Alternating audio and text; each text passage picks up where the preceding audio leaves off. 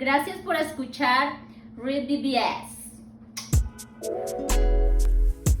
REED-BBS, BBS. So Edgar, the Banga, Berlanga, improves to 22-0, 17 KOs, with his first knockout since 2020. His last five outings, no less, versus the previously unbeaten Padraig McCrory. I butchered my man's first name in my last videos, Padraig McCrory. McCrory was game, he was confident, and he brought the fight to Berlanga from the outset.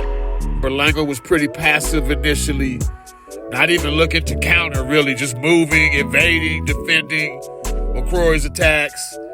He would later reveal he was trying to get McCrory comfortable with opening up. Mission accomplished, I guess.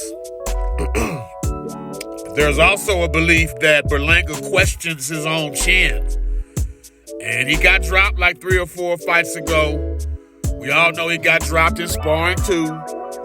Headgear and bigger gloves by a man 2 weight classes smaller than him in Erickson Lupin. We all know that. That's out there for public consumption. And as Berlanga fights better competition, if he fights better competition, he cannot afford a passive, low output, Rocky Juarez, old David Tuaz style of fighting. He can't afford that, dog.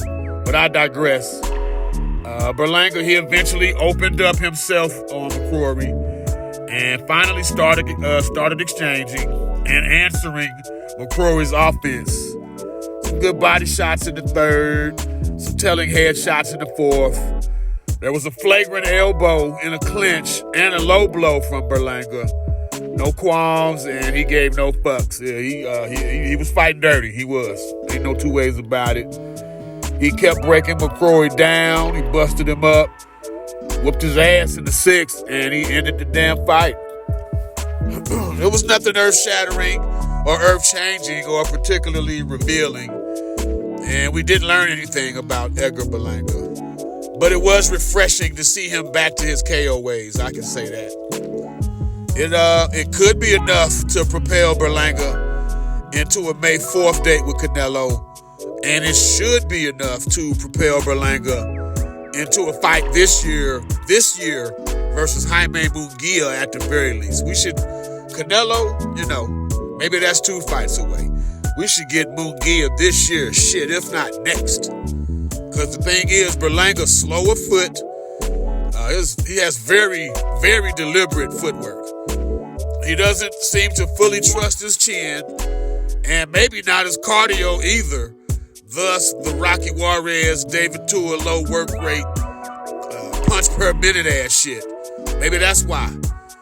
But Berlanga does have okay hand speed. He's got okay hand speed. His hands are a good bit quicker than his feet are. That's for damn sure. And he can damage any man he hits cleanly with single shots. He can punch. But the L's are coming undeniably and soon. So the time is now to throw Edgar Berlanga into the deep end.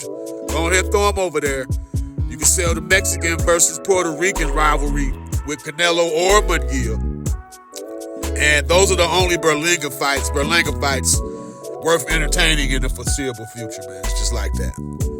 REED-BBS, BBS. Blackbird Sugar, Bachelor's in Boxing Studies. Television! Fred Sanford of the Fistic Arts. When all is said and done, there's nothing left to say or do.